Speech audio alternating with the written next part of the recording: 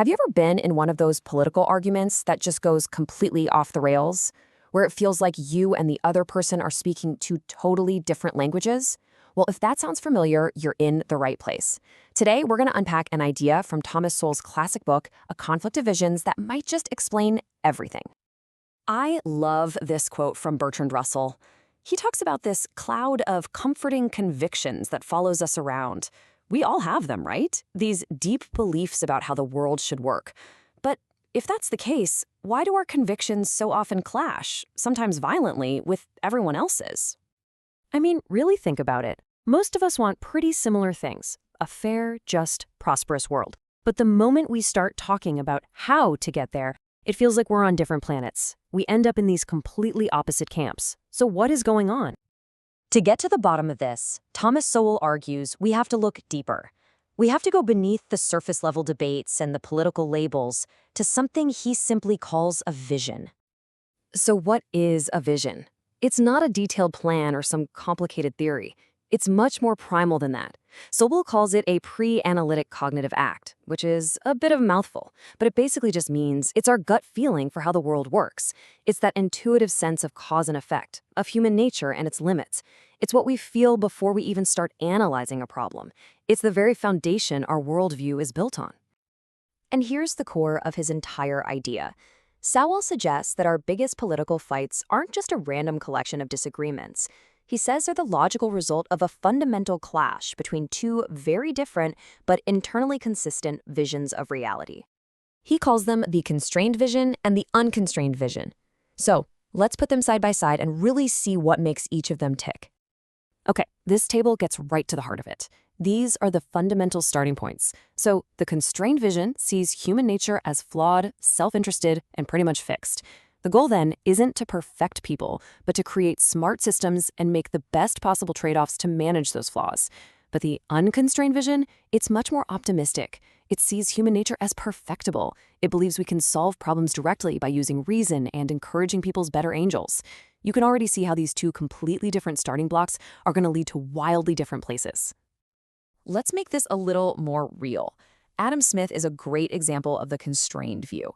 He basically said, look, people are self-interested. That's just a fact. The challenge isn't to change that fundamental nature, but to build systems like markets that can channel that self-interest into creating social benefits for everyone.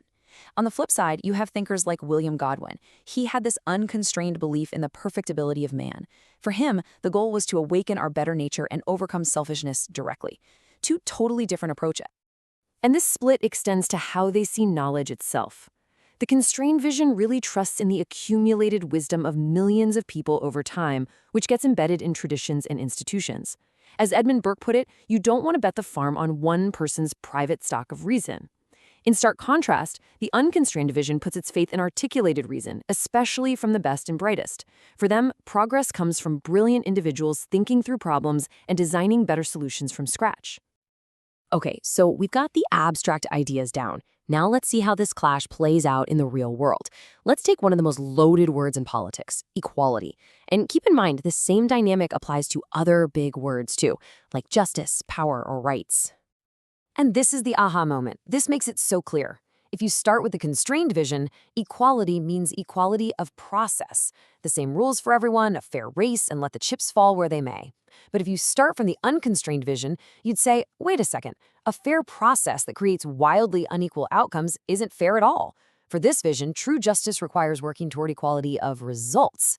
So when you see two people arguing about equality, they're probably not even talking about the same thing. They're using the same word for two totally incompatible concepts. Milton Friedman, a modern voice for the constrained vision, really captured the core fear here.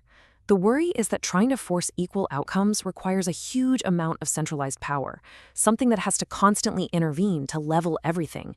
And in that view, that kind of power will inevitably end up crushing individual freedom, and it probably won't even achieve true equality anyway. So, what's the big takeaway from all this?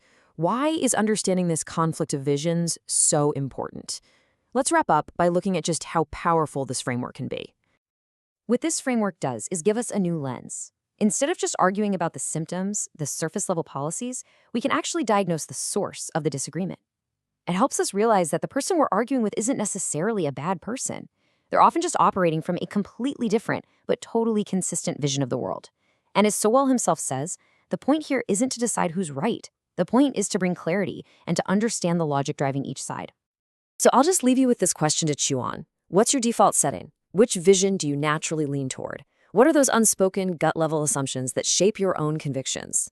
Thinking about that is really the first step toward understanding our wild political landscape in a whole new way.